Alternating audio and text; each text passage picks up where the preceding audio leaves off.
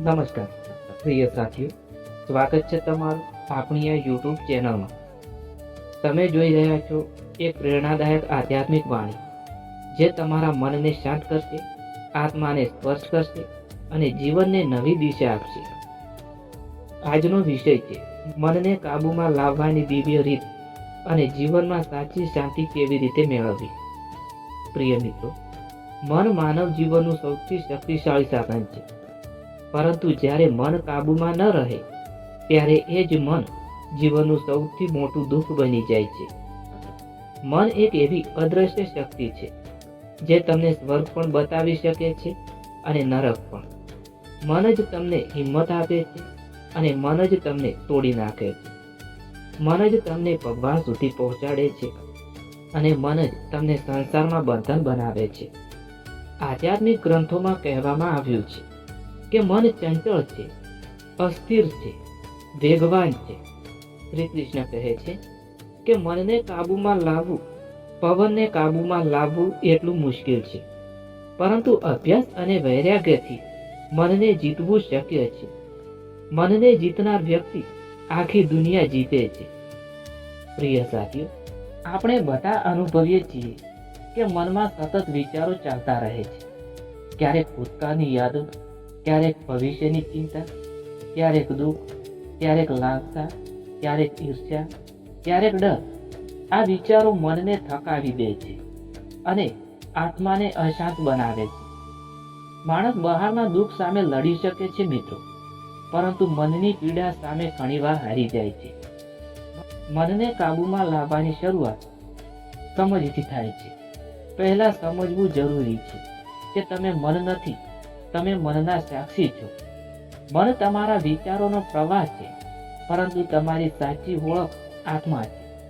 જ્યારે તમે મનને જોવાનું શીખો છો ત્યારે મન પર તમારી પકડ શરૂ થાય છે. મનમાં વિચારો આવે છે ત્યારે કહો, આ તો માત્ર એક વિચાર છે, હું નથી. આ સમજ તમને મનથી અલગ કરે છે. પ્રિય મિત્ર, મનને કાબૂમાં લાવવાની પહેલી ચાવી છે શ્વાસ. શ્વાસ અને મન વચ્ચે ઊંડો સંબંધ છે. જ્યારે શ્વાસ ઝડપી હોય છે ત્યારે મન પણ અશાંત હોય છે.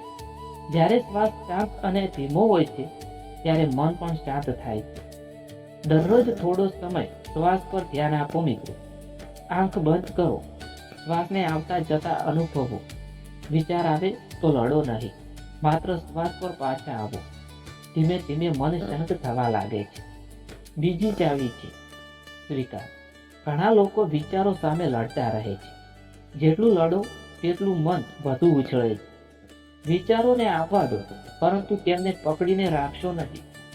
આકાશમાં વાદળ આવે છે અને જાય છે, એ જ રીતે વિચારો આવવા દો અને જવા દો. તમે આકાશ બનો, વિચાર વાદળ બને છે. પ્રિય સાથીઓ, ત્રીજી ચાવી છે લક્ષ્ય. ખાલી મન શેતાનનું ઘર કહેવાય છે મિત્રો. જો જીવનમાં કોઈ ઉદ્દેશ્ય ન હોય, કોઈ લક્ષ્ય ન હોય, તો મન બિનજરૂરી વિચારોમાં ફસાઈ જાય છે. તમારા જીવનમાં એક એવી પવિત્ર લક્ષ્ય બનાવો. આધ્યાત્મિક વિકાસ, સેવા, જ્ઞાન અથવા કોઈ સર્જનાત્મક કાર્ય. જ્યારે મન પાસે દિશા હોય ત્યારે તે ભટકતું નથી. મનને કાબૂમાં લાવવાની ચોથી રીત છે સંયમ. આપણી ઇન્દ્રિયો મનને ખૂબ જ પ્રભાવિત કરે છે મિત્રો. આંખે જે જુએ છે, કાને જે સાંભળે છે, જીભે જે સ્વાદ લે છે, એ બધું મનમાં વિચારો બનાવે છે.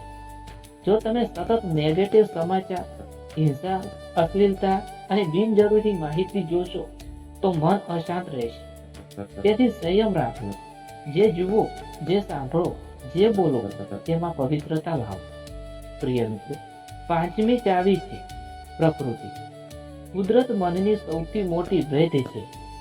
જ્યારે તમે વૃક્ષો વચ્ચે ચાલો છો, નદીઓનો અવાજ સાંભળો છો, સૂર્યોદય જુઓ છો, ત્યારે મન આપમેળે શાંત થવા લાગે છે. કુદરત આપણને યાદ અપાવે છે કે જીવન સરળ છે, આપણે જ તેને જટિલ બનાવીએ છીએ. આધ્યાત્મિક માર્ગ પર મનને કાબૂમાં લાવવાની સૌથી મોટી સાધના છે ભક્તિ. ભગવાનનું સ્મરણ, મંત્ર, ભજન, ગીતા પાઠ, કીર્તન, આ બધું મનને પવિત્ર બનાવે છે. જ્યારે મન ભગવાનમાં લાગી જાય છે ત્યારે બાકીના વિચારો ધીમે ધીમે ઓછા થઈ જાય છે.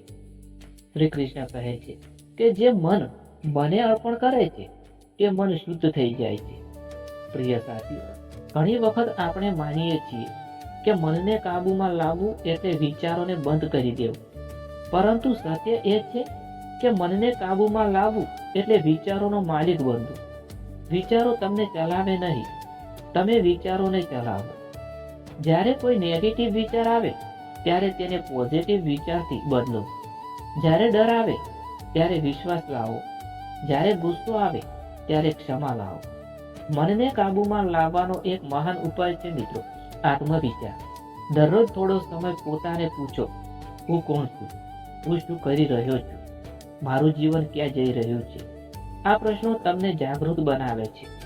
જાગૃતિ મન પર નિયંત્રણ લાવે છે. પ્રિય મિત્રો, યાદ રાખો કે મનને કાબૂમાં લાવવું એક દિવસનું કામ નથી. આ એક યાત્રા છે, સાધના છે, અભ્યાસ છે. દરરોજ થોડું થોડું સુધારો. જેમ જેમ તમે ધ્યાન, સંયમ, ભક્તિ અને જ્ઞાનમાં આગળ વધશો તેમ તેમ મન તમારો મિત્ર બની જશે. શ્રી કૃષ્ણની દિવ્ય વાણી આપણને કહે છે કે મન શત્રુ પણ બની શકે છે અને મિત્ર પણ. જે મન ઇન્દ્રિયોમાં ફસાયેલું છે તે શત્રુ બને છે. જે મન આત્મામાં સ્થિર છે તે મિત્ર બને છે. તેથી મનને આત્મામાં સ્થિર કરો. પ્રિય સાથીઓ, જો તમે જીવનમાં સાચી શાંતિ ઈચ્છતા હો તો મનને કાબૂમાં લાવવાની શરૂઆત આજથી કરો. થોડો સમય મૌન રાખો, થોડો સમય ધ્યાન કરો, થોડો સમય ભગવાનનું સ્મરણ કરો અને થોડો સમય પોતાની અંદર ઝાંખો. તમને લાગશે કે જીવનમાં એક નવી પ્રકાશની કિરણ આવી ગઈ છે. મન શાંત થશે, હૃદય હલકો થશે અને આત્મા આનંદથી ભરાઈ જશે. ત્યારે તમને સમજાશે કે સાચી ખુશી બહાર નથી પરંતુ અંદર છે. મનને જીતવાથી આખું જગત જીતાઈ જાય છે મિત્રો.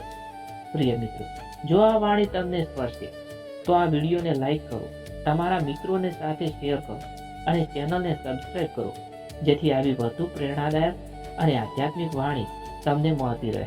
અંતમાં એટલું જ કહું, મનને જીતો, આત્માને ઓળખો અને ભગવાન સાથે જોડાઈ જાઓ.